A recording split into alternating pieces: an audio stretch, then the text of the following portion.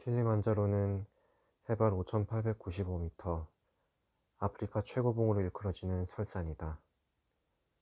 서쪽 산정은 마사이어로 신이 사는 집이란 뜻의 느가이란 이름을 갖고 있다. 이 서쪽 산정 부근에 바싹 마른 표범의 사체 하나가 얼어붙어 있다. 녀석이 대체 무엇을 찾아 그 높은 곳까지 온 것인지 그 이유를 설명할 수 있는 사람은 아무도 없다. 통증이 전혀 느껴지지 않으니 신통하군. 그가 말했다. 썩기 시작한 거야. 정말이에요? 물론이지. 냄새가 아주 지독해서 미안하군. 당신이 괴롭겠어. 그만. 이제 그만해요. 저놈들 좀 보게. 그가 말했다. 저놈들을 불러들인 게 뭘까? 내 꼬락선일까? 냄새일까? 남자가 누워있는 간이 침대는 널따란 좌기나무 그늘 아래 놓여 있었다. 그늘 밖 햇살이 쏟아지는 평원에는 3마리의 커다란 새가 음흉하게 웅크리고 앉아 있었다.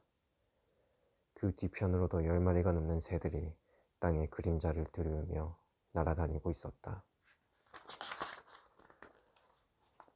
트럭이 고장나던 날부터 저놈들이 나타났었어.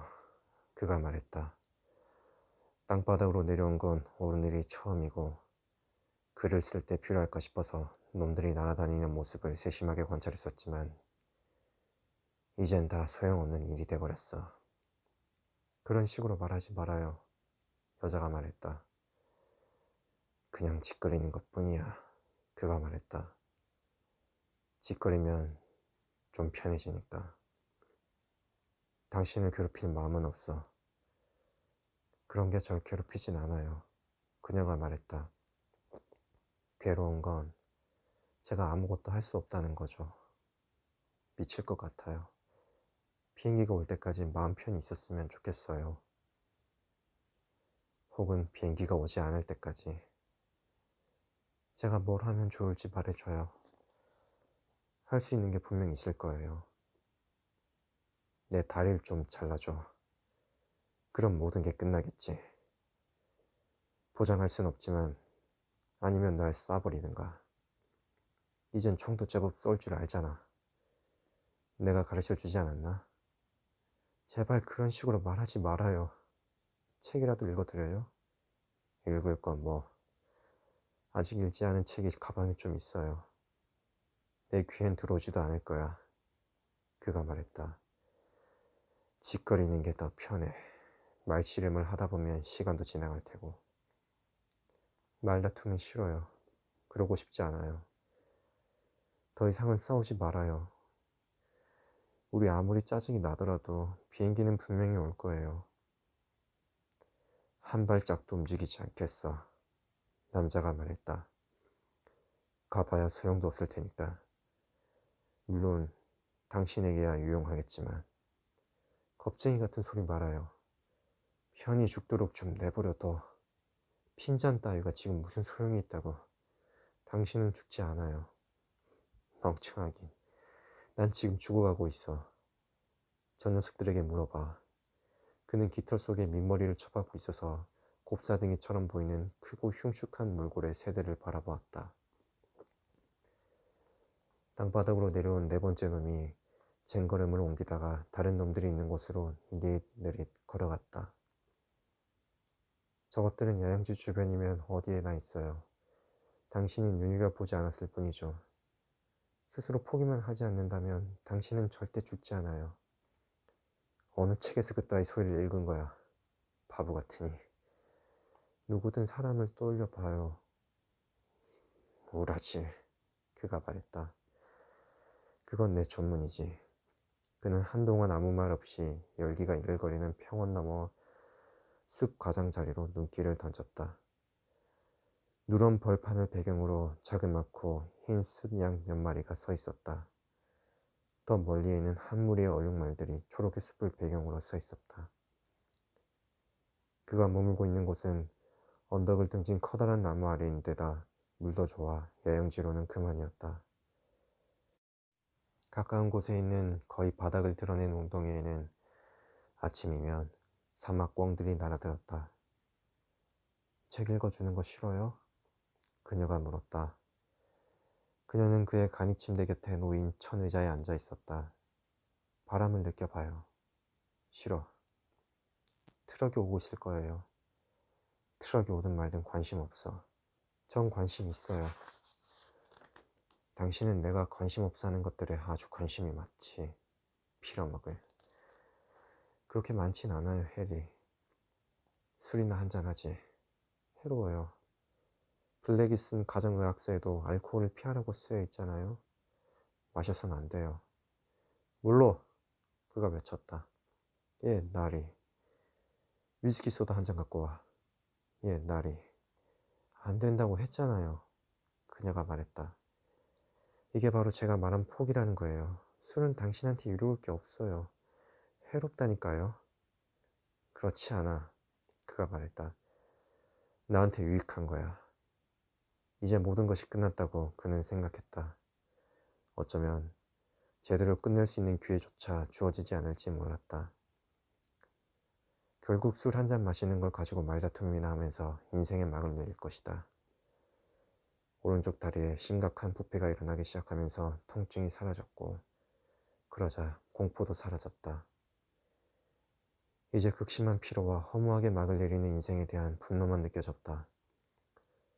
다가오는 죽음에 관해서는 어떤 호기심도 없었다. 지난 여러 해 동안 그는 죽음에 사로잡혀 있었지만 이제 그것은 그저 무의미에 불과하다는 생각이 들었다. 극심한 피로가 사람을 이 지경까지 만들 수 있다는 것이 신기했다. 충분히 무르익은 뒤에 쓰려고 고이 간직했던 이야기들은 결국 쓰지 못할 것이다.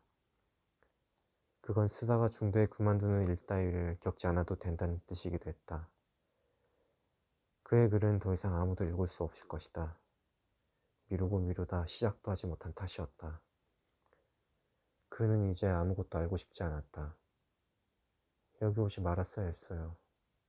여자가 말했다. 그녀는 유리잔을 든 채 입술을 잘근잘근 씹으며 남자를 바라보았다. 파리에 있었더라면 이런 일은 없었겠죠. 당신은 늘 파리를 사랑한다고 했잖아요. 파리로 갈 수도, 다른 곳으로 갈 수도, 당신이 원하는 곳이라면 어디로든 갈 수 있었어요. 사냥 때문이라면 헝가리로 갈 수도 있었잖아요. 당신은 그 빌어먹을 돈을 써가면서 말이지. 그가 말했다. 억지 부리지 말아요. 제 돈은 언제나 당신 돈이에요. 전 모든 걸 떠나왔어요. 그리고 당신이 가고 싶어 하면 어디든 갔어요. 당신이 원하는 것이면 뭐든 했고요. 하지만 이곳만큼 오지 말았어야 했다는 생각엔 변함이 없어요. 당신이 좋다고 말했을 텐데 당신이 온전할 땐 그랬었죠. 하지만 이젠 싫어요. 당신 다리가 왜 이 지경이 되었는지 이유를 모르겠어요. 대체 무엇이 우리를 이렇게 만든 거죠? 처음 상처가 났을 때 요오도 바르는 걸 깜빡했기 때문일 테지. 감염 같은 게 일어날 거라곤 꿈에도 생각하지 못해서 신경을 쓰지 않았지. 그렇게 시간이 지나고 상태가 나빠진 뒤엔 방부제마저 떨어졌고 석탄술은 효과도 없었고 결국 모세혈관이 막히고 부패가 시작된 거지. 그는 그녀를 바라보았다. 다른 게 뭐 또 있나? 제 말은 그런 뜻이 아니에요. 경험이라곤 쥐뿔도 없는 키쿠유족 운전수 말고 제대로 된 기사를 고용했더라면 오일 점검을 했을 거고 그랬으면 베어링이 눌어붙는 일도 없었을 테지. 그런 뜻도 아니에요. 그럼 뭐? 당신하고 어울리는 부류인 그 빌어먹을 올드 웨스트베리, 사라토가 판비치 사람들을 버리고 날 따라오지만 않았더라면 왜 그래요? 전 당신을 사랑했어요. 너무하군요. 여전히 당신을 사랑해요. 앞으로도 늘 당신을 사랑할 거예요. 당신은 절 사랑하지 않아요? 물론, 남자가 말했다. 그렇게 생각하지 않아. 사랑한다고 생각해 본 적 없어. 해리, 무슨 말을 하는 거예요?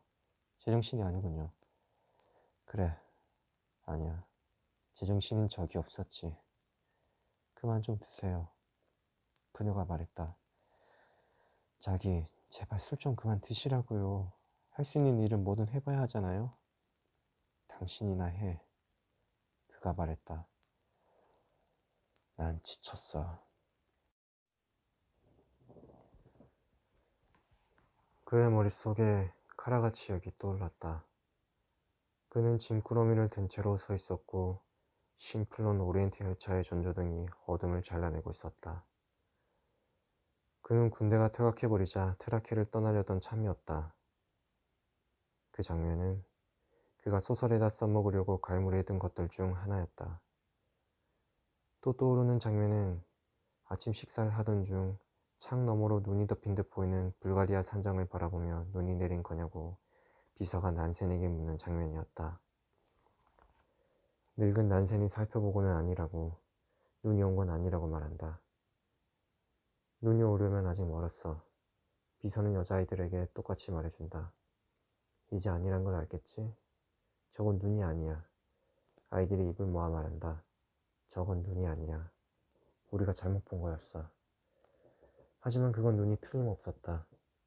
전쟁이 끝나고 흩어졌던 주민들의 이주가 시행되었을 때 그는 그들을 그 눈 속으로 떠나보냈다. 그의 겨울, 그들은 그 눈밭을 벗어나지 못한 채 죽어갔다. 그의 가우에르탈에는 크리스마스 주간 내내 폭설이 내렸다. 그들은 방의 반이나 차지하는 커다란 도자기 난로가 놓인 벌목꾼의 집에서 기거했다. 그들이 깔고 잔 매트리스에는 너도 밤나무 잎이 채워져 있었다. 피투성이가 된 발을 끌고 탈주병이 찾아든 것은 그 무렵이었다. 그는 헌병들이 쫓아오고 있다고 말했다. 그들은 그에게 털실로 짠 양말을 신겨주고는 그의 발자국이 내리는 눈발에 묻힐 때까지 주절주절 떠들어대며 프랑스 헌병들을 붙들어 두었다. 술은 취해서 맞은 크리스마스 날, 술집 창밖을 내다보니 눈이 시릴 정도로 새하얀 설광 너머로 사람들이 교회에서 집으로 돌아가는 모습이 보였다. 그곳은 평소엔 사람들이 무거운 스키를 어깨에 걸머쥐고 오르던 썰매로 다져지고 오줌으로 노랗게 변한 강기슭과 연해 있는 가파른 소나무 언덕길이었다. 마들레너 산장 너머의 빙하와 이어진 그 멋진 활강장을 달려 내려올 때면 케이크에 입혀진 설탕처럼 매끄러운 눈이 분가루처럼 가볍게 흩날리곤 했다. 그는 한 마리 새처럼 소리 없이 떨어져 내리던 때의 속도감을 기억하고 있었다. 사람들은 한 주 내내 눈보라에 갇힌 채 호롱불 연기 자욱한 마들레너 산장에서 카드놀이로 시간을 죽였다. 판돈이 커질수록 배팅을 멈추지 않던 렌트씨는 결국 몽땅 털리고 말았다. 모든 것을 날린 것이다.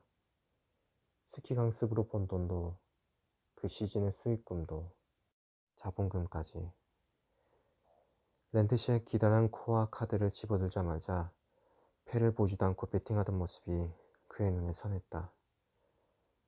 당시에는 늘 노름을 했었다. 눈이 안 오면 안 온다고 하고 눈이 오면 온다고 했다. 노름으로 흘려보낸 날들을 그는 기억하고 있었다.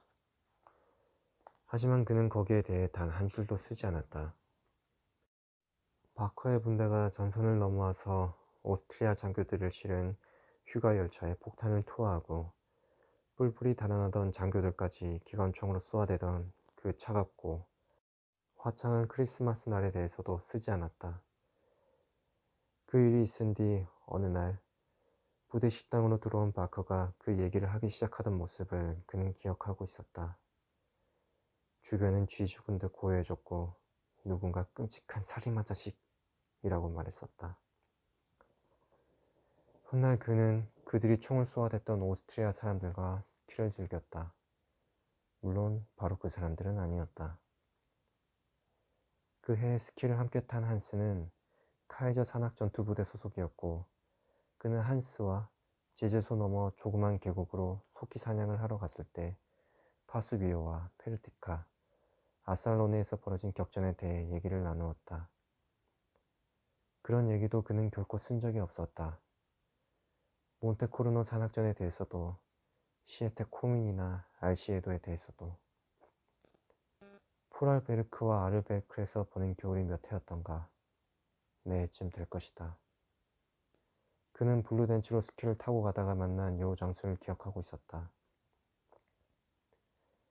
그는 사람들과 함께 선물을 사러 가던 중이었는데 체리씨 풍미가 느껴지던 질 좋은 킬슈즈와 얼어붙은 눈밭 위를 미끄러질 때 날리던 눈가루. 하이호 룰리가 외쳤다네 라고 노래를 부르며 마지막 급경사를 내려가던 기분. 그러고는 곧장 내달려 과수원을 3번이나 휘돌아 도랑을 건너 주막 뒤편의 얼어붙은 길에 닿았던 일도 기억에 생생했다. 신발에 얽어맨 줄을 풀고 스키를 걷어차 벗겨낸 뒤 나무 벽에다 기대 놓았을 때 연기가 자욱에 깔린 주막 안의 풍경이 창문 너머로 보였다. 사람들은 새로 딴 술의 향기와 온기에 쌓여 있었고 누군가 아코디언을 켜고 있었다.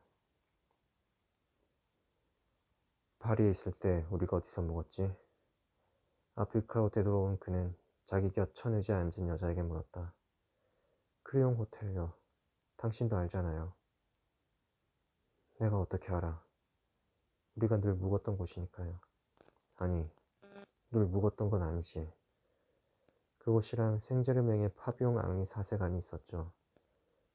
당신은 그곳을 사랑한다고 했었죠. 사랑은 똥더미에 지나지 않아. 해리가 말했다. 그리고 난 그 똥더미 위에서 꼬꼬댁거리는 수탉일 뿐이고. 당신이 죽는다고 쳐요. 그녀가 말했다. 죽기 전에 꼭 그렇게 모든 걸 절단내버려야 속이 시원하겠어요? 그렇게 남김없이 다 없애버려야겠냐고요. 당신이 타던 말도 죽이고 당신이 데리고 살던 마누라도 죽이고 안장과 갑옷도 몽땅 불살라 버려야겠어요? 말 잘했어. 그가 말했다. 당신의 그 빌어먹을 돈이 내 갑옷이었어. 내 이름이고 내 방패였어. 그러지 말아요. 알았어. 그만두지. 당신을 해치고 싶진 않아. 이미 조금은 해친걸요. 그렇다면 계속 해쳐야겠군. 재밌거든. 당신하고 즐기던 유일하게 재미난 짓을 더 이상 할 수 없을 테니까. 아니요, 그렇지 않아요. 당신은 많은 걸 즐겼어요. 정 당신이 원하는 거면 뭐든 다 했고요. 그놈의 빌어먹을 자랑들 좀 그만두지 못해?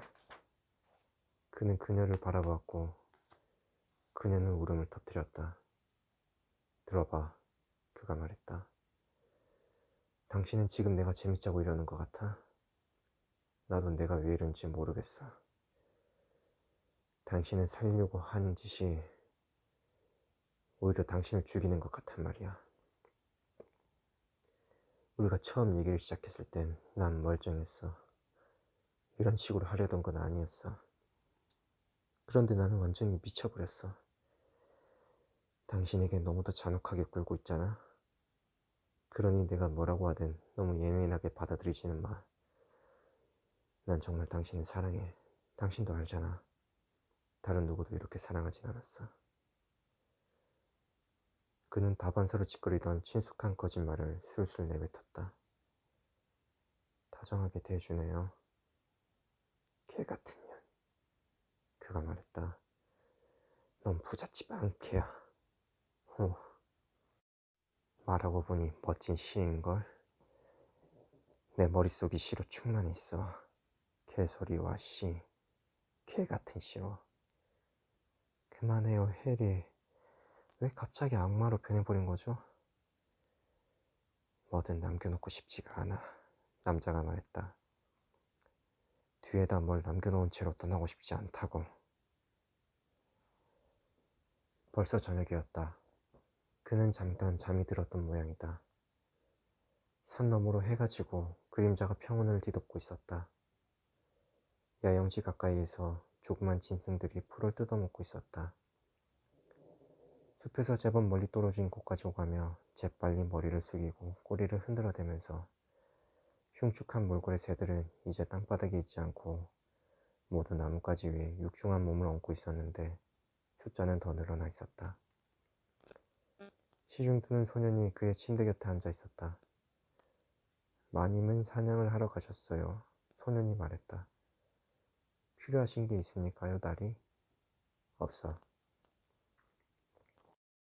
그녀는 먹을 고깃덩이를 구하려고 사냥을 하러 가고 없었다. 그가 사냥하는 장면을 보면 흥분한다는 걸 잘 알기에 그를 불안정하게 만들고 싶지 않아 가능한 한 그의 시야가 닿지 않는 평원 먼 곳으로 갔을 것이다. 그는 생각했다. 늘 생각이 깊은 여자야. 자신이 알고 있거나 읽은 혹은 주워들은 것들에 대해서만큼은. 그녀와 사귀기 시작했을 때 이미 그가 돌이킬 수 없는 지경이 되어 있었다는 건 그녀의 잘못이 아니었다. 남자의 말이란 의미 없는 단지 듣기 좋으라고 하는 습관적인 짓거림일 뿐임을 그런 걸 간파할 여자가 얼마나 되겠는가.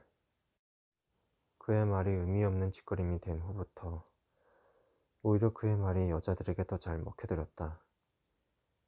그가 거짓말을 주절주절 늘어놓은 건 떠들어댈 만한 진실이 별로 없기 때문이었다. 그가 나름대로 구가하던 근사한 인생이 끝장났을 때 그를 다시 살게 한 것은 또 다른 사람들과 그들이 지닌 많은 돈이었다. 그에겐 최상의 조건을 갖춘 새로운 인물들이 필요했다. 아무 생각 없이 바라본다면 그건 아주 근사한 일이었다. 마음만 단단히 먹으면 동요될 일도 없었다. 알아서 지레 포기해버리는 삶의 방식에 더 이상 매몰될 필요도 없었다. 하지만 그는 내심 그 인간들에 대해 엄청난 부자들에 대해 쓸 거라고 생각했다. 넌 그들의 일원이 아니라 그들의 나라에 침투한 스파이야. 넌 여기서 떠나 여기서 일을 쓸 거고 그러면 그 책은 그들을 속속들이 아는 자에 의해 쓰인 최초의 책이 될 거야. 그는 속으로 그렇게 중얼거렸지만 그들에 대해 쓰지 못했다. 단 한 줄도 쓰지 않는 나날을 보내며 자신이 경멸에 맞지 않던 안락한 삶에 매몰되어 버렸기 때문이다. 재능도 일에 대한 의지도 물렁해져 버린 무의도식한 인간이 되어버린 것이다. 하기야 그들에게는 아무것도 하지 않는 그가 모든 면에서 더 편했을 것이다.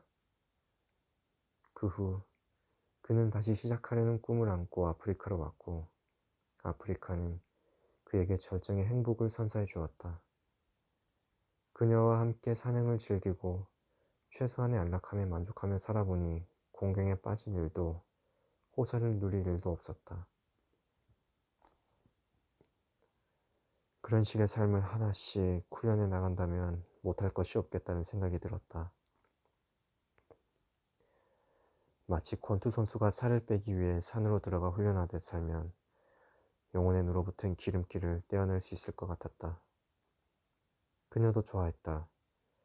새로운 풍경과 낯선 사람들과 유쾌한 일들이 있는 마음을 달대게 하는 이곳을 사랑한다고 했다. 그 역시 다시 글을 쓰겠다는 의지가 생기리라는 환상에 빠졌었다. 하지만 이제 눈앞에 삶의 끝이 보였고 이렇게 끝난다 하더라도 물론 끝이라는 것을 그는 알고 있었다. 그건 그녀의 잘못은 아니었다. 그녀가 없었다면 다른 여자가 옆에 있었을 것이다. 거짓말로 연명된 삶은 거짓말로 정원을 구할 것이다. 산 뒤편에서 총소리가 들려왔다. 그녀는 뛰어난 명사수의 선량하고 부유한 암캐이며 그의 재능에 대한 친절한 보호자이자 파괴자였다. 아니, 말도 안 되는 소리. 그의 재능을 파괴한 것은 바로 그 자신이었다. 그를 끔찍히도 잘 지켜주었다는 게 그녀를 비난할 이유라도 된단 말인가? 그는 자신의 재능을 사용하지 않음으로써 자신의 재능을 망가뜨렸다. 그 자신을, 그리고 자신이 믿는 바를 배신함으로써 스스로의 재능을 파괴했다. 통찰력이 뭉그러지도록 마시는 음주벽, 게으름과 태만, 속물근성, 오만과 편견, 어떻게든 변명을 끌어다 붙이는 습성으로 자신의 재능을 탕진했다. 지금의 이 상황은 무엇 때문일까? 예전의 목록들에서 찾아봐야 하나? 대체 내 재능은 뭐란 말인가? 멀쩡한 자신의 재능을 그는 그냥 쓰지 않고 악용했다. 그에게 재능이란 실행하는 무엇이 아니라 실행할 수 있는 무엇일 뿐이었다. 그는 글이 아니라 다른 뭔가로 살아갈 방도를 택했다. 그러니 그가 새로 사귄 여자가 매번 이전 여자보다 돈이 더 많았다는 건 전혀 이상한 일이 아니었다.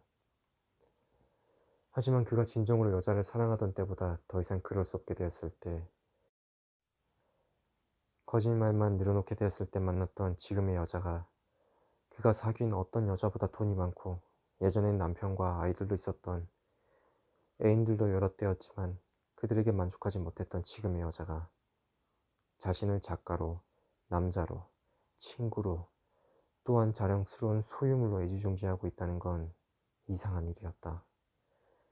진정으로 여자를 사랑했던 시절보다 사랑하지도 않고 오직 거짓말만 늘어놓는 지금, 여자에게 그녀가 가진 돈보다 더 많은 걸 줄 수 있다니. 사람은 제각기 하는 일에 맞춰지는 법이라고 그는 생각했다. 어떤 식으로 생계를 꾸려가든 재능은 발휘되게 마련인 것이다. 그는 어떤 형태로든 목숨을 팔며 살아왔다. 삶 전체가 그랬다. 그다지 애정이 가는 일이 아니라면 돈이 우선이었다. 그런 사실을 익히 알면서도 그는 거기에 대해 여전히 쓰려하지 않았다. 써야 할 가치가 충분함에도 불구하고 쓰지 않을 게 뻔했다. 환하게 트인 들녘을 가로질러 야영지를 향해 걸어오는 그녀의 모습이 보였다. 승마 바지 차림에 소총을 들고 있었다. 소년 둘이 수장 한 마리를 어깨에 걸머매고 그녀 뒤를 따라오고 있었다. 그녀의 얼굴과 몸매는 여전히 보기 좋았다. 그녀는 침대에서도 감탄을 자아내는 능력을 발휘했다. 미인은 아니었지만 그는 그녀의 얼굴이 마음에 들었다. 그녀는 맹렬한 독서광에 승마와 사냥을 좋아했고 전에는 엄청난 술꾼이었다. 남편은 그녀가 젊었을 때 세상을 떠났고 한동안 그녀는 막 어린 티를 벗은 두 아이를 보살피는데 전력을 다했다. 하지만 정작 아이들은 그녀를 필요로 하지 않았는지 그녀가 가까이 가면 어쩔 줄 몰라 했다. 그래서 그녀는 승마와 독서와 음주로 소일했다. 저녁 식사 전에 책을 읽으며 소다수를 탄 위스키를 즐겼다. 그래서 저녁 식사 때엔 꽤 취해 있었지만 와인 한 병을 더 마신 뒤에야 잠에 골아 떨어지곤 했다. 남자가 생기기 전까지는 그랬다. 남자들이 생기면서 그녀는 만취할 만큼 마시진 않았다. 혼자 잠에 골아 떨어지는 일만은 피하고 싶었던 것이다. 하지만 남자들은 그녀를 권태에서 구해주진 못했다. 그녀의 남편은 결코 그녀를 권태에 빠뜨린 사람이 아니었는데 그 후 그녀가 만난 남자들은 너무 뻔했다. 그러다 비행기 사고로 두 아이 중 하나를 잃었고 그녀는 더 이상 남자를 원하지 않았다. 술도 더 이상 마취제 구실을 할 수 없게 되자 그녀는 새로운 삶이 절실했다. 갑자기 혼자라는 생각에 그녀는 소스라치게 놀라곤 했다. 그녀는 자신이 존경할 수 있는 사람을 원했다. 시작은 아주 단순했다. 그녀는 그의 작품을 좋아했고 그가 용이하는 삶을 동경했다. 그녀에게는 그가 자신이 살고 싶은 삶을 사는 사람처럼 보였다. 그녀가 그를 소나기에 놓고 마침내 사랑에 빠지게 된 과정은 그녀에겐 새로운 인생을 만들어주는 과정이었으며 그에게는 지나간 삶의 잔재들을 말끔히 청산하는 과정이었다. 그것이 자신의 안정과 안락을 위한 거리였음을 그는 부인할 수 없었다. 그 밖에 또 뭐가 있었던가? 그로선 대답할 수 없는 질문이었다. 그가 원하는 것이면 여자는 뭐든 갖다 바칠 태세였고 그는 그 사실을 잘 알고 있었다. 그런 점에서 그녀는 우라시게도 멋진 여자였다. 그는 다른 어떤 여자보다 빨리 그녀를 침대로 끌어들이고 싶었다. 그녀를 원한 이유는 자명했다. 그녀는 부자이다 유쾌했으며 감사할 줄 알았고 추태도 부리지 않았기 때문이었다. 하지만 이제 그녀와 함께 재건한 이 삶도 끝을 향해 가고 있었다. 그는 어느 날 조그만 소리가 나도 잽싸게 숲속으로 달아나려고 귀를 쫑긋 세운 채 콧구멍을 벌신거리는 영양대를 사진으로 찍으려고 살금살금 다가가다가 나뭇가시에 무릎을 찔렸다. 그 후 2주 동안 소독약을 바르지 않고 상처를 방치했다가 이런 일이 생긴 것이다. 게다가 영양대 사진을 찍지도 못했다. 놈들이 달아나 버렸기 때문이다. 그녀가 코앞에 와 있었다. 간이 침대에 누워있던 그는 고개를 들며 말했다. 반갑군. 순양을 잡았어요. 당신에게 좋은 국거리가 될 거예요. 감자도 으깨놓고 우유가루도 섞어서 만들어 드릴게요. 기분은 좀 어때요? 아주 좋아. 정말요? 좋아질 줄 알았어요. 떠날 때 보니 잠들어 있더라고요. 달콤한 잠이었어. 멀리까지 갔었어? 아니요, 그냥 산모퉁이까지만요. 순양을 한 방에 잡았어요. 당신 사격 솜씨야 대단하지. 사냥하는 게 좋아요. 아프리카는 정말이지 좋은 곳이에요. 당신만 멀쩡했다면 이보다 더 즐거운 때는 없었을 테죠. 당신과 함께 사냥을 다니는 게 얼마나 즐거웠는지 당신은 모를 거예요. 이곳이 좋아요. 나도 여기가 좋아. 당신 기분이 좋아진 걸 보니 저도 기뻐요. 다시는 아까처럼 얘기하지 말아요. 약속해줘요. 안 그러게. 내가 아까 뭐라고 했는지 기억도 안 나. 당신이 절 망가뜨릴 리가 있겠어요? 전 당신을 사랑하고 당신이 원하는 것만 하고픈 중년 여자일 뿐인데 전 이미 2번 망가졌으니 2번 다신 그러지 말아요. 침대에서 몇 번이든 망가뜨리고 싶은걸. 거기서라면 좋아요. 망가지기 위해 존재하는 곳이니까요. 내일은 비행기가 올 거예요. 어떻게 알아? 틀림없어요. 오게 돼 있어요. 아이들한테 연기를 피울 나뭇가지와 풀을 준비하라고 했어요. 아까 내려가서 다시 한번 확인도 했고요. 비행기가 내릴 만한 공간도 넉넉하고 양쪽에서 연기도 피울 거예요. 그런 확신이 무엇 때문에 생겼는지 궁금하군. 분명히 올 거예요. 벌써 올 때가 지났으니까요. 마을로 내려가면 당신 다리도 치료할 수 있을 테니 그땐 제대로 망가져 봐요. 무슨 뜻인지 알죠? 술이나 한잔하지. 해가 지는군. 꼭 마셔야겠어요? 이미 마시고 있는 걸. 알았어요. 물로 위스키 소다 2잔 갖다 줄래? 그녀가 외쳤다. 목에 물리지 않게 부츠를 신어. 씻고 난 뒤에 신을게요. 어둠이 내려앉는 동안 그들은 술을 마셨다. 완전히 어두워지기 바로 직전 하이에나 한 마리가 산모퉁이를 돌아 괴활지를 건너왔다. 총을 쏘기에는 어두웠다. 저 녀석은 매일 밤 저러는군. 그가 말했다. 2주 동안 한 번도 그런 적이 없어. 밤중에 소리를 내는 게 저 녀석이었군요. 크게 신경 쓰진 않았지만 왠지 깨름직한 녀석이긴 해요. 그녀와 술을 마시는 동안 그는 같은 자세로 누워 있어야 한다는 게 불편했을 뿐 여전히 통증은 느끼지 않았다. 소년들이 불을 피웠고 불길이 만들어내는 그림자가 텐트 위로 울렁거렸다. 다시 그는 여기에 와서 모든 걸 내려놓고 그저 현재 삶을 즐기던 감정으로 돌아간 느낌이었다. 그녀는 나에게 더없이 좋은 여자야. 그런데도 난 오늘 내내 잔인하게 굴었어. 그녀는 정말이지 멋진 여자야. 바로 그 순간 자신이 죽어가고 있다는 생각이 다시 치밀었다.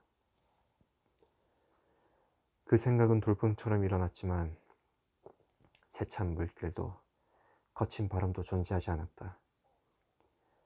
다만 악취를 머금은 공허만 있었고 기이하게도 하이에나가 그 공허의 가장자리로 부드럽게 미끄러져 들어왔다. 왜 그래요, 해리? 그녀가 물었다. 아무것도 아니야. 그가 말했다. 당신은 자리를 옮기는 게 좋겠어. 바람 부는 쪽으로. 물로가 붕대를 갈아줬나요? 이제 쓸 수 있는 건 붕산뿐이야. 어때요? 약간 어지러워. 목욕 좀 해야겠어요. 그녀가 말했다. 금방 끝낼게요. 그러고는 저랑 식사를 해요. 그런 다음에 침대를 들여놓죠. 그래. 말다툼을 끝내길 잘했어. 하고 그는 속으로 말했다. 사실 지금의 여자와 다투는 경우는 그다지 많지 않았다. 예전에 사랑했던 여자들과는 싸움이 잦았고 그 싸움은 언제나 서로 공유하던 것들을 파멸시켰다. 그는 너무 많이 사랑했고 너무 많은 걸 요구했고 결국 모든 것이 달아 없어지도록 만들어버렸다.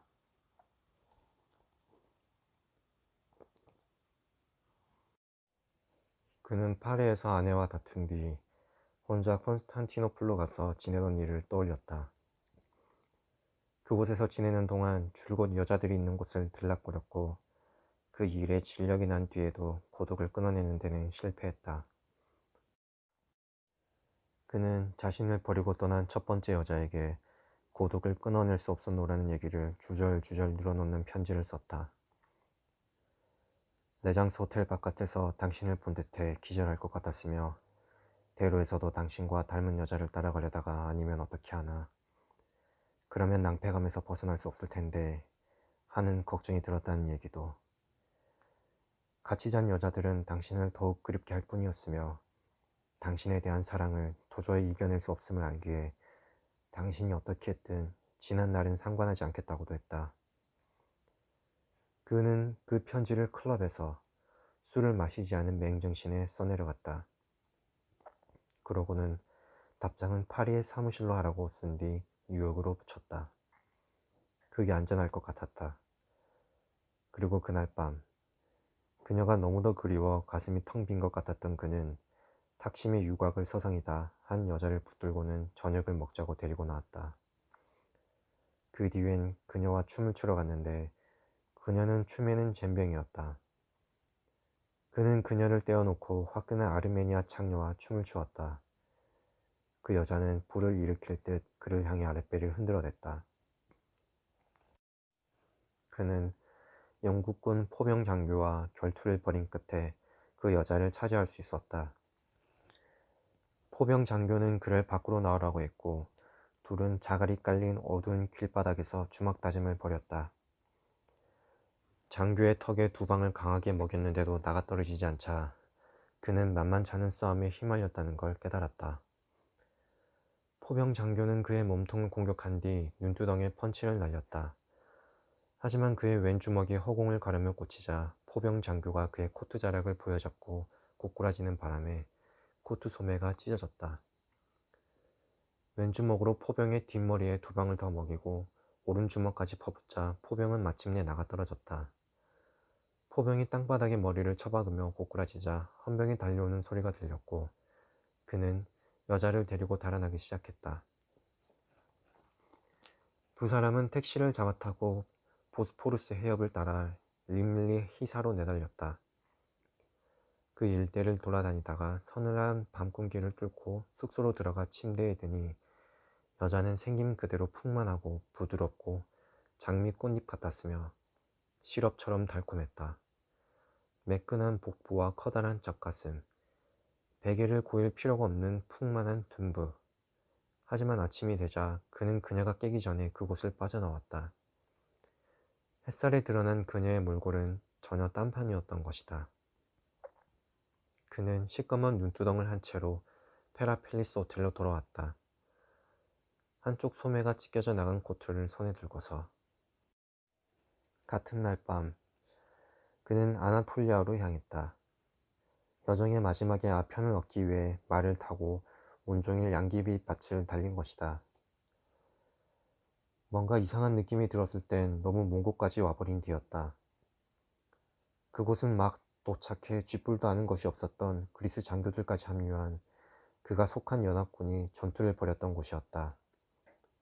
포병대가 군대를 향해 포를 쏘자 영국군 관측 장교는 어린애처럼 울부짖었었다. 그가 흰색 발레용 스커트에 앞쪽 끝이 올라간 술 달린 신발을 신은 사내들을 난생 처음 본 것도 바로 그날이었다. 그런 차림에 터키군이 쉴 새 없이 몰려들자 그리스 장교들은 그들을 향해 총을 쏘아댔고 터키군은 스커트를 휘날리며 주랭랑을 쳤다. 뒤이어 그리스 장교들도 달아나기 시작했고 그와 영국군 관측 장교도 숨이 막히고 입에서 동전 냄새가 나도록 주랭랑을 쳤다. 그들은 바위 뒤에 몸을 숨겼지만 터키 병사들은 계속 떼를 지어 쫓아왔고 뒤이어 상상도 못한 장면을 목격하게 되었으며 시간이 흐를수록 더욱 끔찍한 장면과 마주쳤다. 그렇게 그때 일을 떠올리다가 그는 결국 파리로 돌아왔지만 누구에게도 그때 얘기는 할 수 없었다. 그에 대해 말하는 것 자체가 불가능했다. 거리를 지나다가 들른 카페에선 감자 같은 얼굴에 멍청해 보이는 한 미국 시인이 늘 렌즈 하나짜리 안경을 끼고 다니며 만성두통에 시달리는 트리스탄 차라라는 루마니아인과 다다이즘에 대해 얘기하고 있었다. 아내와 함께 아파트로 돌아간 그는 다시 사랑에 빠져 다툼 따위는 그만하고 가정생활을 즐겼다. 사무실로 오는 우편물은 아파트로 가져오도록 했다. 그러던 어느 날 아침, 예전에 편지를 보냈던 여자에게서 온 답장이 쟁반에 놓여 있는 걸 발견하고는 등골이 오싹해져서 황급히 다른 우편물 밑에 감추려는데 아내가 말했다. 누구한테서 온 편지예요, 여보? 그것으로 새롭게 시작된 그의 생활은 막을 내렸다. 그는 자신이 사랑한 모든 여자들과 보낸 호시절을 그리고 온갖 다툼들을 기억하고 있었다. 그들은 언제나 다투기에 안성맞춤인 장소들을 골라냈다. 그의 기분이 최고조에 있을 때 늘 다툼이 일어난 건 무슨 조화였을까? 거기에 대해서도 역시 단 한 줄 쓰지 않았다. 어떤 여자에 대해서도 험담을 늘어놓고 싶지 않았고 여자들 얘기 말고도 쓸 것은 많아 보였기 때문이었다. 그는 늘 꼭 글을 쓰겠다는 생각을 버리지 않았었다. 쓸 것은 참으로 많았다. 그는 세상이 바뀌는 것을 보아왔다. 단지 사건들만이 아니었다. 물론 수많은 사건들을 목격했고 수많은 사람들도 지켜봤지만 그보다는 더욱 미묘한 변화들을 두 눈에 새겼으며 시대가 바뀜에 따라 인간들이 어떻게 처신하는지도 기억하고 있었다. 그는 그렇게 바뀌는 세계 안에 있었고 그 세계를 지켜보았으므로 거기에 대해 쓰는 것은 그의 의무였다. 그러나 이제 그는 그렇게 하지 못할 것이다. 기분이 어때요? 그녀가 물었다. 그녀는 막 목욕을 마치고 막사에서 나온 참이었다. 아주 좋아. 지금 식사를 해도 되겠어요? 그녀의 뒤편에 접이식 테이블을 들고 있는 몰러와 요리가 담긴 접시를 든 다른 소년이 눈에 들어왔다. 글을 쓰고 싶은데 그가 말했다. 체력을 올리려면 고기 스프라도 좀 드셔야죠. 난 오늘 밤 저 세상으로 갈 거야. 그가 말했다. 체력 따윈 올리지 않아도 돼. 제발 심파극 좀 그만해요, 해리. 그녀가 말했다. 당신 코는 창식이야? 내 허벅지가 반이나 썩었어. 이런 상황에서 꼭 수프 따위 먹어야겠어? 물로 위스키 소다 가져와. 그러지 말고 수프 좀 드세요. 그녀가 부드럽게 말했다. 알았어. 수프는 뜨거웠다. 그는 먹기 알맞을 정도로 식을 때까지 수프가 든 컵을 손에 들고 있다가 아무 소리 않고 그것을 마셔버렸다. 당신은 좋은 여자야. 그가 말했다. 이제 나한테 신경 쓰지 마. 그녀는 스퍼나 타운 앤드 컨트리 같은 잡지에 흔히 등장하는 사랑을 듬뿍 받고 있다는 듯한 표정으로 그가 아주 잘 아는 바로 그 표정으로 그를 바라보았다. 음주와 반밀에 시달린 얼굴이었지만 타운앤드 컨트리에서도 그녀가 가진 멋진 젖가슴과 넓적다리, 애물을 유발하는 가느다란 허리는 발견하지 못할 것이다. 익숙한 애교 넘치는 미소를 바라보며 그는 다시금 죽음이 밀려드는 걸 느꼈다. 이번엔 급격한 돌풍은 아니었다. 그저 촛불을 일렁여 불꽃을 키우는 정도의 한 줄기 바람이었다. 아이들한테 좀 이따가 모기장을 나무에 걸어두라고 해줘. 불도 피우고. 오늘 밤에 막사에 들어가지 않을 거야. 움직이기가 쉽지 않아. 날씨도 쾌청하니 비가 오진 않을 거야. 그래, 넌 이렇게 죽어가는 거야. 들리지 않는 목소리가 속삭였다. 그래, 더 이상 다툼도 없을 거야. 그는 약속할 수 있었다. 일생에서 처음으로 할 수 있었던 단 하나의 경험만큼은 망치고 싶지 않았다. 꼭 망치지 않을 것이다. 모든 걸 망쳐왔었지만 이번만은 그렇게 되게 내버려 두지 않을 것이다. 내가 하는 말을 받아 써주겠어? 받아 쓰는 건 해본 적이 없는걸요? 그녀가 말했다. 잘할 거야. 시간이 없었다. 물론 재주 있는 사람이라면 단 한 문장에 모든 걸 집약할 수도 있겠지만 호수의 언덕에 흰 모르타르로 틈을 메운 통나무집 한 채가 서 있었다. 문가의 기둥에는 식사 시간 알리는 종이 매달려 있었다. 집 뒤편엔 들판이 펼쳐져 있고 들판 너머는 숲이었다. 집에서 부두까지는 양버들이 일렬로 쭉 늘어서 있었다. 고줄 따라서는 포플러들이 늘어서 있었다. 숲 가장자리를 따라 언덕으로 길이 하나 놓여 있었는데 그 길을 따라가며 그는 블랙베리를 따먹곤 했었다. 후에 그 통나무집은 불에 타버렸다. 벽난로 위에 있던 사슴발 총거리와 거기 걸려있던 총들까지. 탄창 속에 총알도 녹아버렸고 타다 남은 개머리판은 세탁용 쟁물을 만들려고 커다란 철제 냄비에 넣던 제 위에 널브러져 있었다. 할아버지에게 그걸 갖고 놀아도 되냐고 물으면 언제나 안 된다는 대답만 돌아왔다. 못 쓰게 되긴 했지만 자신의 총이란 뜻이었다.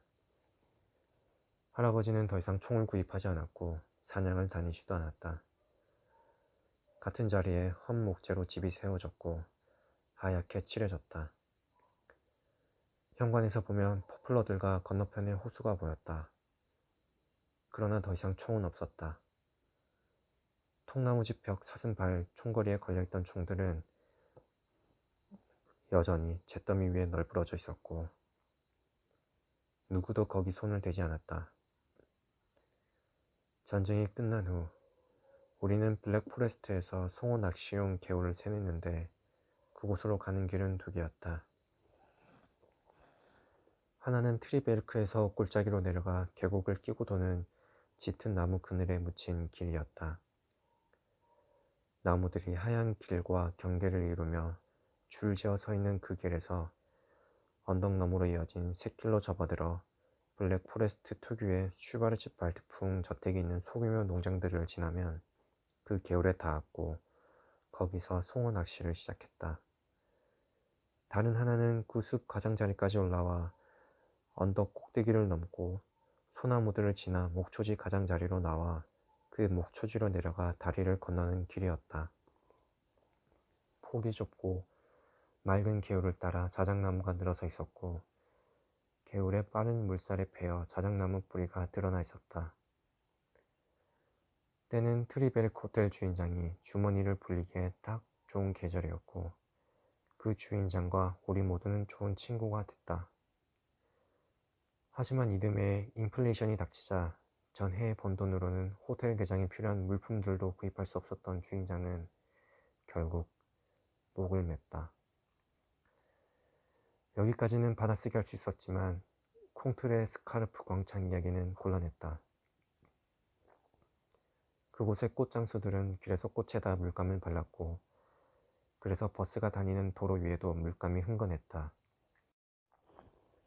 그곳 노인들과 여자들은 늘 와인이나 와인을 만들고 남은 포도 찌꺼기로 만든 싸구려 화주에 취해 있었고 추운 바깥을 돌아다니는 어린애들의 코에선 연신 콧물이 흘러내렸다. 카페 아마테르에선 지저분한 땀내와 빈곤과 취기가 풍겨나왔고 댄스홀 발 뮤제트에는 그곳에 빌부터 사는 매춘부들이 우글거렸다. 발 뮤제트의 문지기 여인은 자신의 방에서 공화국 근위대의 기병을 접대하고 있었는데 말총으로 장식된 그의 헬멧이 의자 위에 놓여 있었다.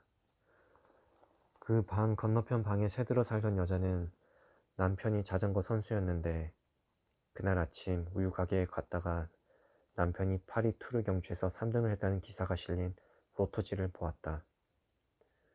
그 경주는 그가 처음으로 출전한 큰 대회였다. 너무 기쁜 나머지 그녀는 벌겋게 상기된 얼굴로 그 저속한 스포츠 신문을 손에 든 채 소리를 지르며 위층으로 뛰어 올라갔다. 발 뮤제트를 운영하던 여자의 남편은 택시를 몰았다. 언젠가 해리가 아침 일찍 비행기를 타야 했던 날, 그는 문을 두드려 해리를 깨웠고 둘은 술집 함석 지붕 아래에서 각각 화이트 와인 한 잔을 마신 후 출발했다. 그는 그 구역 이웃들과 다 알고 지냈고 그들은 다 가난했다. 광장 부근엔 두 종류의 인간들이 존재했다. 술꾼과 스포츠광. 두 부류 다 가난을 잊기 위해 술과 운동에 빠져든 것이었다. 그들은 파리 코민의 후손들이었다. 그들의 정치 성향을 알아내는 것은 쉬웠고 그들은 누가 자신들의 아버지와 그의 친척, 형제, 친구들에게 총부리를 겨누었는지 잘 알고 있었다. 코민이 무너진 뒤 시내를 장악한 베르사유 군대는 손에 몫이 박힌 자들이나 책없는 모자를 쓴 자들, 즉 노동자로 보이는 사람들은 모조리 끌고 가 처형했다. 그들의 후손들이 사는 그 빈곤의 현장에서 말고기 푸주간과 와인 협동조합 건너편 숙소에서 그는 자신이 써야 할 글의 첫 대목을 시작했다. 파리에서 그곳만큼 마음에 드는 곳은 없었다. 가지를 위로 뻗은 나무들, 아래쪽에 갈색으로 칠해진 흰 회백의 집들, 광장에 서 있던 기다란 녹색 버스, 꽃에서 포장도로로 흘러내린 자주색 물감, 카르디날 루무앙 거리의 언덕에서 강 쪽으로 내려가는 가파른 비탈길, 그리고 무프타르 거리의 좁고 번잡한 세계로 연결되던 또 다른 길, 팡테옹 방향으로 올라가는 길과 그가 늘 자전거를 타고 가던 길은 그 구역에서 유일하게 포장이 되어 있어 타이어가 매끄럽게 굴러갔으며 높고 좁은 집들과 시인 폴 베를렌이 마지막 숨을 거둔 싸구려 호텔이 높다랗게 서 있었다. 그가 아내와 살던 아파트에는 방이 둘밖에 없어서 그는 그 호텔 맨 위층 방을 월세 60프랑에 얻어 거기서 원고를 썼다. 그 호텔 방에서는 주택들의 지붕과 굴뚝에 매달린 통풍관을 볼 수 있었으며 파리의 모든 언덕이 시야에 들어왔다. 그와 그의 아내가 살던 아파트에서는 장작과 석탄을 파는 남자의 가게가 보였다. 그는 와인도 팔았는데 품질이 좋지 않았다. 말고기 푸죽간 바깥에는 황금색 말머리가 걸려 있었고 열린 창문으로는 황적색 고삐가 보였다. 그리고 그들이 와인을 구입하던 녹색 페인트로 칠한 협동조합도 보였다. 그곳 와인은 품질이 좋고 값도 저렴했다. 그 밖에 보이는 거라곤 이웃한 집들의 회칠한 벽과 창문이 전부였다. 이웃 사람들은 밤에 누가 술에 취해 길바닥에 드러누워 끙끙 신음하며 전형적인 프랑스식 주정을 부리면 다들 프랑스식 주정이란 건 실제로는 존재하지 않는다는 소리를 믿고 있겠지만 창문을 열고 투덜대곤 했다. 경찰은 어딜 간 거야. 필요 없을 땐 뻔질나게 나타나던 것들이. 어떤 문지기 여자랑 붙어먹고 있겠지. 경찰을 부르러 누굴 보내야겠어. 누군가가 창밖으로 양동이 물을 쏟아붓고 나서야 끙끙거리는 신음소리가 그쳤다. 웬일이야? 물을 부었군. 잘했어. 그러고는 창문들이 닫혔다. 그의 집 하녀 마리는 8시간 노동제가 문제라며 불평을 늘어놓았다. 남편들이 6시까지 일한다면 집으로 돌아오는 길에 한 잔 정도만 걸치겠죠. 돈을 마구 써대진 않을 거란 말이에요. 그런데 5시까지만 일하니 밤이면 밤마다 술병을 빨아대는 거예요. 그러니 주문에 돈이 남아나겠어요? 노동시간이 줄어들어 노동자의 마누라들만 괴로워진 거라고요. 수프 좀 더 드릴까요? 여자가 물었다. 아니, 충분해. 고마워. 딱 좋아. 조금 더 들어요. 위스키 소다나 마셨으면 좋겠는데 당신한테 좋지 않아요. 그래, 그건 내게 나쁘지. 콜 포터가 작곡한 노래 중에 그런 가사가 들어있는 게 있을걸. 당신이 나한테 얼마나 신경 쓰고 있는지 그 사람이 미리 알았나 봐. 당신이 술 마시는 걸 제가 얼마나 좋아하는지 아시잖아요. 그럼 알고 말고 그저 내게 나쁘다는 거지. 그녀가 가버리면 마음껏 다 마셔버릴 거라고 그는 생각했다. 지금 있는 걸 다 마셔봐야 성에 찰 일도 없지만. 그는 지쳐서 설핏 잠에 빠졌다. 여전히 누워 있었지만 죽음은 아직 오지 않았다. 죽음은 다른 거리로 건너가 버린 모양이었다. 그것은 그와 나란히 자전거를 타고 소리도 없이 포장도로 위를 지나고 있었다. 그랬다. 그는 결코 파리의 생활에 대해 쓰지 않았다. 가슴에 고이 간직하고만 있을 뿐 단 한 줄도 쓰지 않았다. 하지만 쓰지 않은 게 어디 그뿐인가? 드넓은 목장과 은혜색의 산숲, 용수로의 맑고 빠른 물살, 진초록의 자주게 자리에 대해선 쓴 적이 있었나?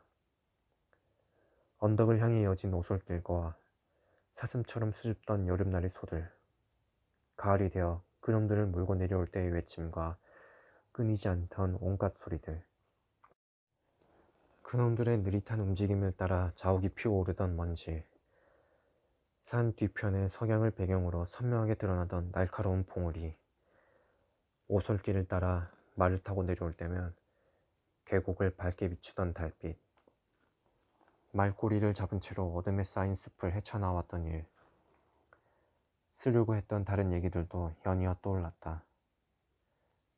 가령 곤초를 아무도 가져가지 못하게 하려는 엄명을 받은 덜 떨어진 일꾼 소년이 목장을 지키고 있을 때 한때 그 소년을 고용해 심하게 매질한 적이 있던 포커가의 고약한 노인네가 사료를 얻으려고 그 목장에 들었다가 벌어진 얘기가 있었다. 소년이 사료를 가져가지 못하게 하자 노인은 다시 매를 맞아야겠냐고 말했다. 주방으로 들어간 소년은 소총을 들고 나와 창고로 들어가려 하는 노인에게 방아쇠를 당겼다. 그들이 목장으로 돌아온 것은 노인이 죽은 지 일주일이나 지난 뒤였고 시체는 개들에게 뜯어먹힌 상태로 우리 안에 얼어붙어 있었다. 소년은 훼손된 노인의 시체를 담요에 말아 썰매에다 무는 일까지 태평하게 도왔다. 그들은 소년과 함께 그 썰매를 끌고 몇 킬로미터나 떨어진 시내까지 스키를 타고 내려와서는 소년을 경찰에 넘겼다. 소년은 그렇게 되리라고는 꿈에도 생각하지 못했었다. 그들은 자신의 친구였고 자신으로선 의무를 다한 것이었기에 오히려 보답을 받을 줄 알았던 것이다. 그들은 노인이 아주 못된 인간이고 자기들의 사료를 훔쳐냈다는 것도 알고 있었다. 그런 그들을 도와 노인을 실어다 옮기는 일까지 도왔던 소년은 보안관이 자신의 손에 수갑을 채우자 그런 현실이 믿기지가 않았다. 소년은 울음을 터뜨리기 시작했다. 그는 바로 이 이야기를 쓰고 싶었고 이 이야기 말고도 그가 쓰지 못했던 그 마을과 관련된 기막힌 이야기는 적어도 20개는 되었다. 그들은 왜 그랬을까? 그들이 왜 그랬는지 넌 써야 해. 그가 말했다. 뭐라고요, 자기? 아니, 아무것도 아니야. 그와 함께 지내게 된 뒤로 그녀는 취하도록 마시진 않았다. 목숨을 부지하게 된다 하더라도 그녀에 대해서는 쓰지 않을 거라는 걸 그는 이제 알고 있었다. 부자들에 대해서도 쓰지 않을 것이다. 부자들이란 멍청하고 인사불성이 되도록 마시거나 지나치게 주사의 노름에 빠지는 인간들이었다. 그들의 멍청함은 똑같은 잘못을 반복하게 했다. 가난뱅이 줄리언이 부자들에 대한 자신의 경외심을 그린 엄청난 부자들은 당신이나 나와는 달라 라는 문장으로 시작하는 소설을 썼다는 사실이 떠올랐다. 그리고 누군가가 줄리언에게 이런 식으로 말했다는 사실도. 그래, 그들은 우리보다 돈이 많지. 하지만 그 농담은 줄리언에겐 통하지 않았다. 그는 부자란 특별한 매력을 지닌 부류라고 생각했던 것이다. 그들이 그렇지 않다는 사실을 깨달았을 때 줄리언은 망신창이가 되었다. 그는 만신창이가 되는 사람들을 경멸했다. 그들을 이해한다고 좋아해야 하는 건 아니다. 그는 그 어떤 것도 이길 수 있다고, 자신을 해줄 수 있는 건 아무것도 없다고, 자신만 신경 쓰지 않으면 그럴 수 있다고 생각했다. 그래, 이제 그는 죽음에도 신경 꺼버릴 것이다. 그가 늘 두려워한 것은 딱 하나, 고통뿐이었다. 고통이 너무 오래 지속되어 자신을 완전히 거덜내지만 않는다면 그는 그것도 어떤 사람보다 더 잘 견딜 수 있었다. 그러나 지금 여기에는 그에게 지독한 고통을 가해오는 무언가가 있었고 그것이 자신을 부러뜨릴 거란 사실을 감지한 순간 고통은 멈추었다.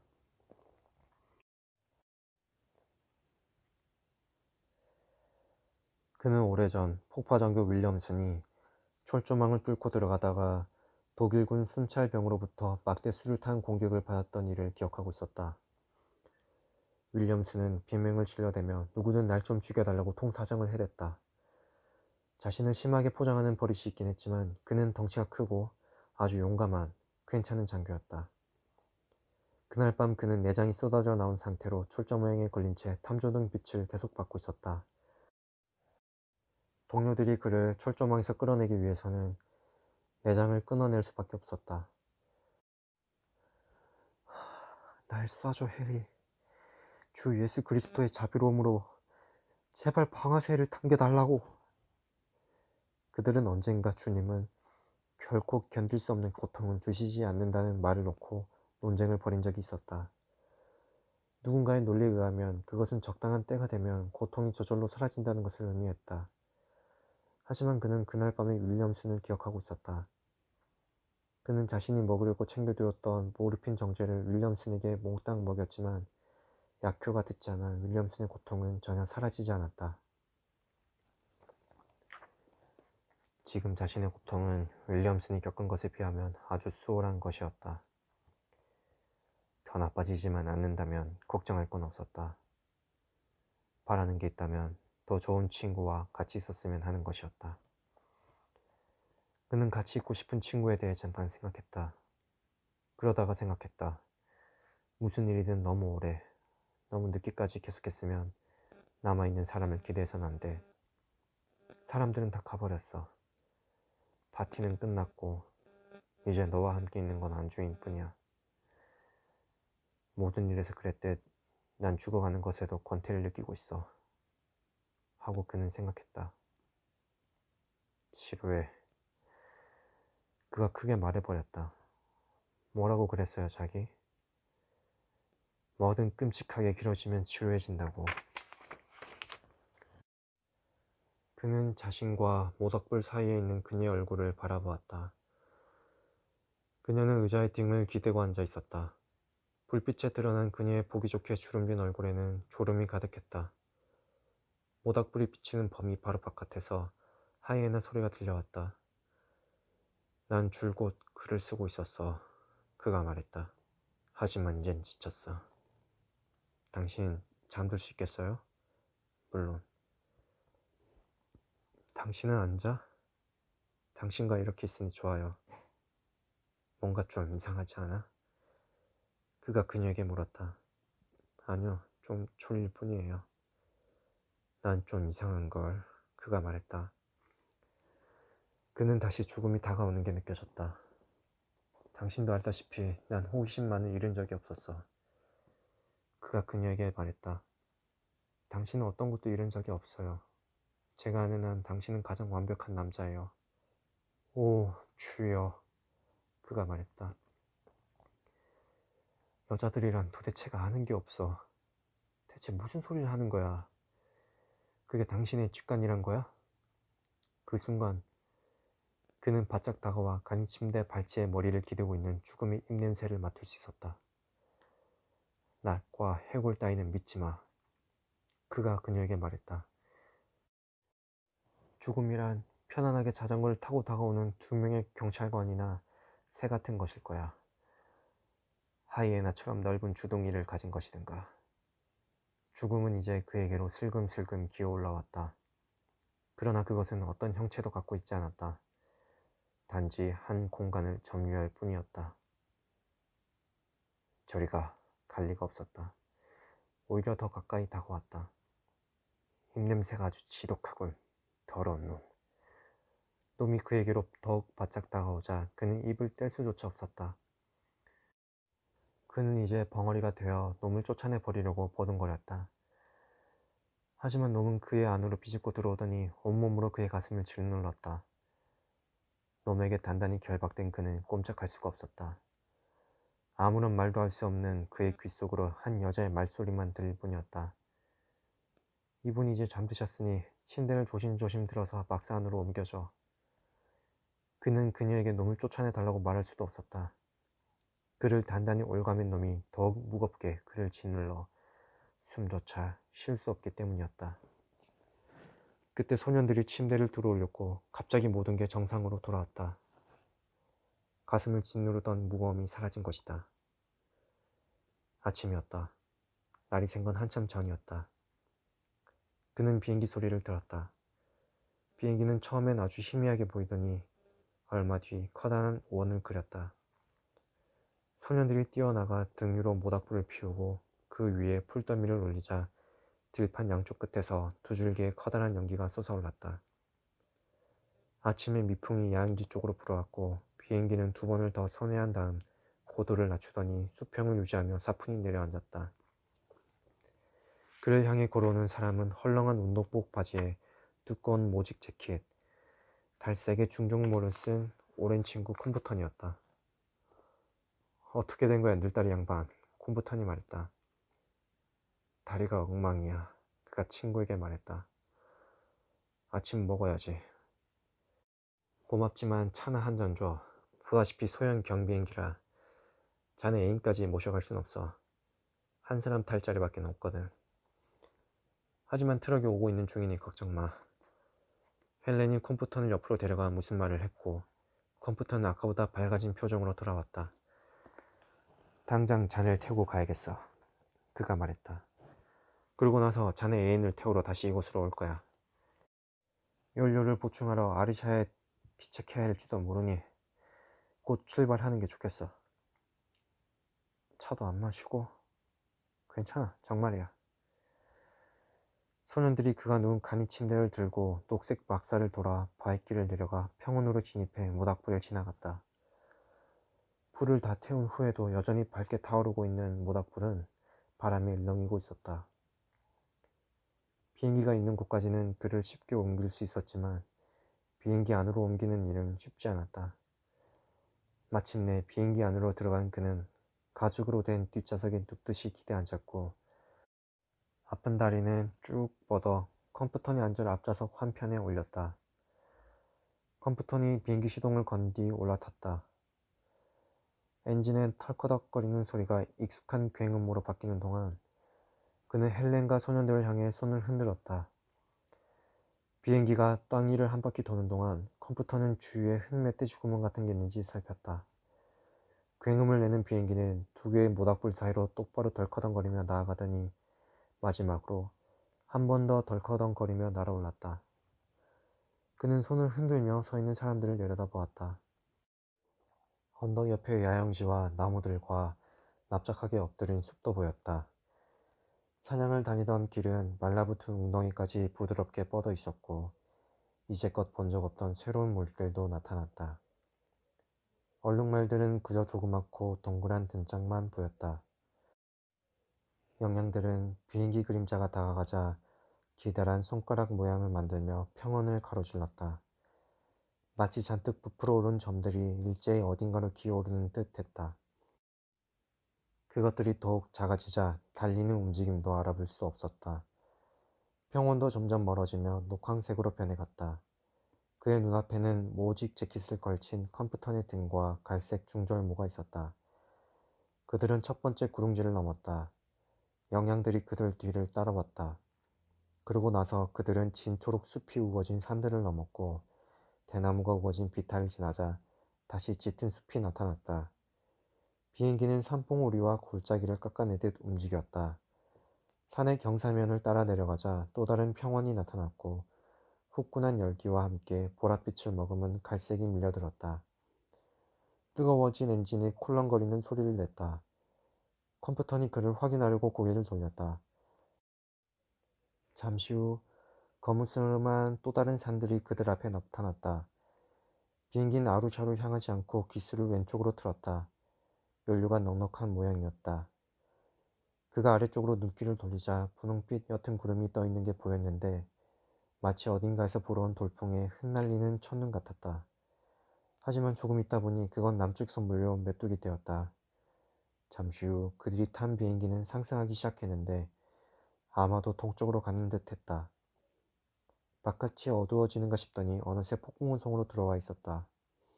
빗줄기가 얼마나 센지 마치 폭포 속을 비행하는 것 같았다. 그곳을 빠져나오자 컴퓨터니 고개를 돌려 싱긋 웃었다. 그러고는 손가락으로 앞쪽을 가리켰다. 태양빛을 받아 믿을 수 없을 정도로 하얗게 빛나는 세상의 전부인 듯한 넓고 크고 높은 지대가 눈에 들어왔다. 사각형 모양을 한 킬리만자로 산정이었다. 그것을 본 순간 그는 자신이 가려던 곳이 바로 저곳이었음을 깨달았다. 바로 그때 하이에나가 밤마다 내는 낑낑거리는 소리를 멈추더니 괴이한 마치 인간의 울음 같은 소리를 내기 시작했다. 그 소리를 듣고 여자는 알지 못할 불안에 휩싸였다. 그러나 잠에서 깨진 않았다. 꿈속에서 그녀는 롱 아일랜드의 집에 있었다. 그날은 그녀의 딸이 사교계에 첫 발을 내딛는 밤이었다. 어쩐 일인지 딸의 아빠가 거기 있었다. 그는 무리하게 이를 데 없었다.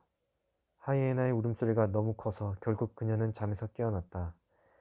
잠시 동안 그녀는 자신이 어디에 있는지 몰라서 무척이나 두려웠다. 그러고 나서 플래시를 켜 건너편에 놓인 해리가 잠든 걸 확인하고 막사 안으로 옮긴 간이 침대를 비추었다. 모기장 안에 있는 그의 몸이 보였다. 하지만 웬일인지 그의 다리는 침대 옆으로 축 늘어져 모기장 밖으로 나와 있었다. 붕대가 다 흘러내린 그의 다리를 그녀는 차마 볼 수가 없었다. 몰로? 그녀가 외쳤다. 몰로! 몰로! 그리고 나서 그를 불렀다. 해리!